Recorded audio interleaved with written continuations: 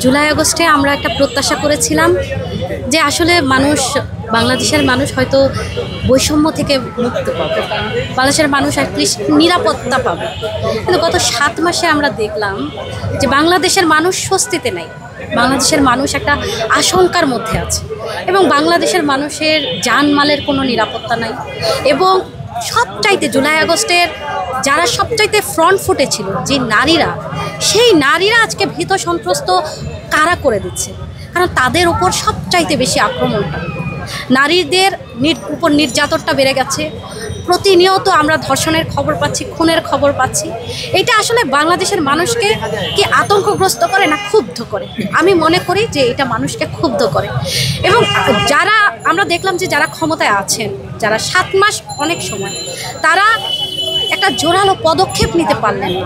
এবং এই জোরালো পদক্ষেপ নিতে তাদের 7 মাস সময় লাগলো কখন? যখন সারা দেশের মানুষ রাস্তায় নেমেছে, তখন তারা বললেন নারী নির্যাতনের বিরুদ্ধে 0 টলারেন্স। কিন্তু যখন এই বিষয়গুলোকে উস্কে দিচ্ছে, মব উস্কে দিচ্ছে, তখন কিন্তু তারা কোনো প্রকার ভূমিকা পালন করেন। তারা এক ধরনের তাদেরকে তোষামত করে গেছে। ফলে বাংলাদেশের মানুষের মধ্যে এই যে এক ধরনের গ্লানি তৈরি হয়েছে, যে এই জায়গা থেকে তো আমরা মুক্ত হতে চাই। আমরা বলতে চাই বাংলাদেশের যথেষ্ট যেই আইনগুলো আছে সেই আইনগুলোর বাস্তবায়ন দরকার। এই জুলাই ইন্টারিম গভর্নমেন্ট আসার পর কিভাবে আমরা বলতে পারি যে এই যে নুসরাতের যে ঘটনার সাথে যে যুক্ত ছিল যে পুলিশ অফিসার, সেই পুলিশ অফিসার জামিন পেয়েছে। পূজার ধর্ষণের পর আমরা সারা বাংলাদেশ তোলপাড় করেছিলাম, রাস্তায় নেমেছিলাম, লক্ষ লক্ষ মানুষ রাস্তায় নেমেছিল। তারা বলেছিল, এখন তাকে গ্রেফতার করলেন, করার পরে এই ইন্টারিমের আমলে তাকে জামিন দিয়ে দেওয়া হলো। তাহলে মানুষ, আপনি একদিকে বলছেন 0 টলারেন্স, অন্যদিকে আপনি এই ধরনের কার্যক্রম করছেন। আজকে যারা আন্দোলন করেছে তাদেরকে আপনারা পিটিয়েছেন। তাহলে মানুষের তার মানে কি? মানুষ কিন্তু আপনাদের উপর ভরসা রাখতে পারবে না। এবং সেই কারণে আমরা বলতে চাই এটা একটা দীর্ঘমেয়াদী লড়াই। সেই লড়াইটার একটা সবচাইতে ভূমিকা পালন করতে পারে দেশের সরকার। আপনি পরিবার বা অন্য কারোর উপরে দায়ভার আপনি দিতে পারেন না। আমরা দেখেছিলাম তো যে যখন সাগররুনি হত্যাকাণ্ড হয়েছিল, বলেছিল মানুষের বেডরুমের নিরাপত্তা দিতে পারে না। আরে নিরাপত্তা দেওয়ার জন্যই তো সরকার, মানুষের ট্যাক্সের টাকাই তো এই সরকার চলে। সুতরাং মানুষের নিরাপত্তা যারা দিতে পারবে না তাদের ক্ষমতায় থাকার কোনো যৌক্তিকতা নেই। আপনি ক্ষমতায় থাকতে গেলে আপনাকে এই দেশের জনগণের নিরাপত্তা দিতে হবে।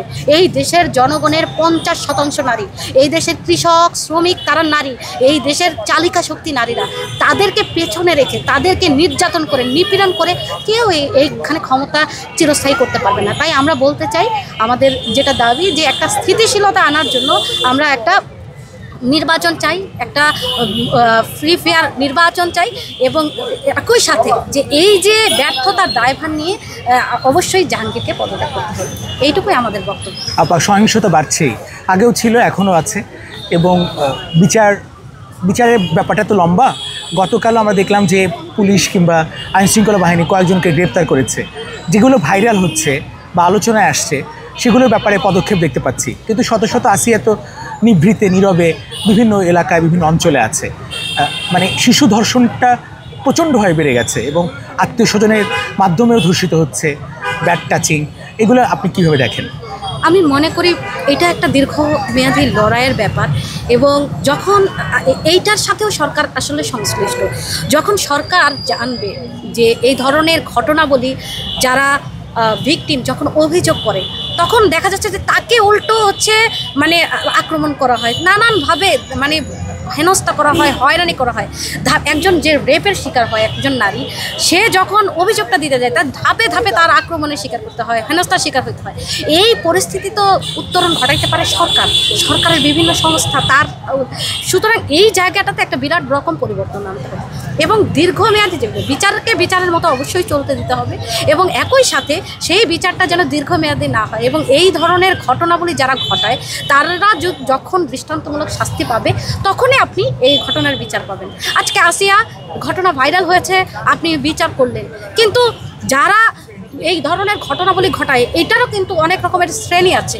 যারা ক্ষমতাবান, যারা এই ঘটনাবলীর সাথে যুক্ত, তাদেরকে কিন্তু আমরা দেখি তারা আইনের ফাঁক দিয়ে বের হয়ে যায়।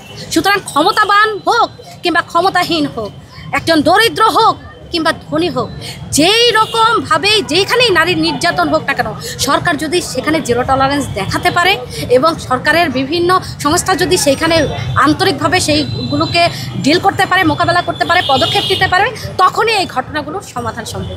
কারণ আমরা আজ পর্যন্ত দেখেছি তনু হত্যার বিচার হয় নাই। আমরা তো সেই পূবালী চত্বরে লক্ষ লক্ষ মানুষের সামনে সমাবেশ করেছিলাম, কিন্তু সেই লক্ষ লক্ষ মানুষের সমাবেশের পরেও আজকে বাংলাদেশে এসে আমরা দেখেছি কি এখনও পর্যন্ত তনু হত্যার কিন্তু কোনো অগ্রগতি দেখেনি। তার মানে কি সেই যে বলেছিল আওয়ামী লীগের যে হচ্ছে ভালুকে খেয়ে ফেলছে, ওই রকমই কি পরিস্থিতি? তার মানে কি ক্ষমতাবান হোক ক্ষমতাহীন হোক যেই হোক না কেন, সরকারকে যদি জিরো টলারেন্স দেখাইতে পারে তখনই এগুলো বন্ধ করতে হবে। এবং এইটা মনে রাখতে হবে, এই দেশের এখনও পর্যন্ত 50% নারী ভোটার। সুতরাং 50% নারী ভোটারকে অনিরাপদ রেখে কেউ কখনো ক্ষমতায়িত হতে পারবেন না। আচ্ছা, স্বাধীনতার 54 বছর পরও নারীরা কেন নিরাপত্তার জন্য রাস্তায় নামতে হবে? এটা তো আসলে একটা আমাদের দেশের মুক্তির যুদ্ধটার মূল মন্ত্রই ছিল আসলে বৈষম্য বিরোধী। মুক্তিযুদ্ধের মধ্য দিয়ে মানুষ, আমরা এমন একটা দেশ চেয়েছিলাম যে দেশেরটা আমাদের উপর যে পশ্চিম পাকিস্তানিরা যে শোষণ বৈষম্যটা বজায় রেখেছিল সেটা থেকে আমরা একটা মুক্ত হতে পারবো। কিন্তু স্বাধীনতার এই 54 বছর পরে এসে আমরা দেখি যে আমাদের দেশের যে শ্রমজীবী মানুষ, সাধারণ মানুষ, তাদের ভাগ্যের কোনো পরিবর্তন ঘটেনি। আমরা দেখেছি পশ্চিম পাকিস্তানি লুটেরা ছিল, আর এইখানে আমরা দেখেছি আমাদের বাংলাদেশের নতুন জমানার কিছু লুটেরা তৈরি হয়েছে। কিন্তু এইখানে তার মানুষের যে নিরাপত্তা, মানুষের যে নাগরিক অধিকার, সেগুলো ভয়ানকভাবে লঙ্ঘিত হয়েছে। যেই সরকারি ক্ষমতা এসুক, মানুষের জানমালের নিরাপত্তা আমরা দেখতে পাইনি। সুতরাং এইটা নিশ্চিতভাবে আমাদের সে আকাঙ্ক্ষার প্রতিফলন নয়। এবারেও আমরা প্রত্যাশা করেছিলাম যে হয়তো আমরা একটা নতুন সমাজের দিকে যাত্রা করতে পারবো, কিন্তু আমরা দেখেছি এরপরেও যে পরিস্থিতি আজকে আমাদেরকে দাঁড়া করিয়েছে, যে আজকে নারীদের উপর একটা ভয়ানক আক্রোশ, এক ধরনের যে উন্মাদের মতো যে আচরণ আমরা বিভিন্ন জায়গায় দেখতে পাচ্ছি, এটা তখনই মোকাবেলা করা সম্ভব যখন সরকার সঠিক পদক্ষেপটা গ্রহণ করবে। আপা, সাগররুনি কিংবা ত্বকি এদের হত্যার বিচার এখন পর্যন্ত হচ্ছে না, এটা নিয়ে অনেক লেখালেখি করছে আসিফ নজরুল। আপনার কি মনে হয় যে আরও 20 বছর 30 বছর লাগতে পারে, অথবা পারবেই না সরকার? আসলে প্রশ্ন হচ্ছে, এটা তো ইন্টারিম গভর্নমেন্ট, আমরা প্রত্যাশাই করি না যে হচ্ছে এই গভর্নমেন্টেই সমস্ত কিছু হচ্ছে তারা করবেন। কারণ আমরা মনে করি এটা একটা অনির্বাচিত সরকার, এবং আমাদের এই দেশের স্থিতিশীলতার জন্য অবশ্যই একটা নির্বাচিত সরকার দরকার। এবং সেইটার জন্য আমরা মনে করি যে আমাদের অনেকগুলো পেন্ডিং কাজ আছে, সেগুলো হচ্ছে করার জন্য একটা নির্বাচিত সরকার প্রয়োজন। সেইটার জন্যই আমাদের এই লড়াইটাকে সামনে এগিয়ে নিয়ে যেতে হবে। শেষ প্রশ্ন আপা, লাকি আপা হারায় গেছে, কোথাও পাওয়া যায় না, দেখা যায় না, আন্দোলন সংগ্রামেও খুব কম। আপনি তো একটা মুখ ছিলেন, সবার পরিচিত মুখ, মানে কেন? প্রথমত আমি মনে করি না যে মিডিয়াতে থাকলেই শুধুমাত্র লড়াইটা হচ্ছে অব্যাহত আছে, মিডিয়াতে না থাকলে কেউ লড়াই করছে না, এই চিন্তার সাথে আমি একমত না। আমি শাহবাগ আন্দোলনের পরবর্তী সময়কালে তো আমি ছাত্র ইউনিয়নের দায়িত্ব পালন করেছি, তাই না? সাধারণ সম্পাদক ছিলাম, সভাপতি ছিলাম। এরপর আমি বেছে নিয়েছি বাংলাদেশের সবচাইতে বড় একটা যে সেক্টর, সেটা হচ্ছে কৃষকদের যে সেক্টর, সেটাকে আমি বেছে নিয়েছি যে এই কৃষকরা সবচাইতে অবহেলিত। গত যে 7-8 বছর যাবত আমি এই কৃষক আন্দোলনের সাথে নিবিড়ভাবে সম্পৃক্ত, এবং আমি চাই বাংলাদেশের মূল রাজনৈতিক যে ডিসকোর্স, সেই ডিসকোর্সে কৃষকদের যে দাবি সেটাই হচ্ছে সামনে চলে আসুক। সেটার জন্য আমি কাজ করছি, সেটার জন্যই আমি আমার লড়াই সংগ্রাম অব্যাহত রাখছি। একই সাথে আমি বাংলাদেশের কমিউনিস্ট পার্টির কেন্দ্রীয় কমিটির সদস্য হিসেবে দায়িত্ব পালন করছি। ফলে আমি আমার দায়িত্ব পালন করছি, কিন্তু আমার পক্ষে যে একেবারে রাত জেগে টকশো করা, এটা আমি হয়তো আসলে ক্যান্সেল করে দিয়েছি নানান কারণেই। তার মানে এটা নয় যে মিডিয়াতে থাকলেই আমি আছি, মিডিয়াতে না থাকলে আমি নাই, এই ধরনের চিন্তার সাথে আমি একমত না। ধন্যবাদ সবাইকে।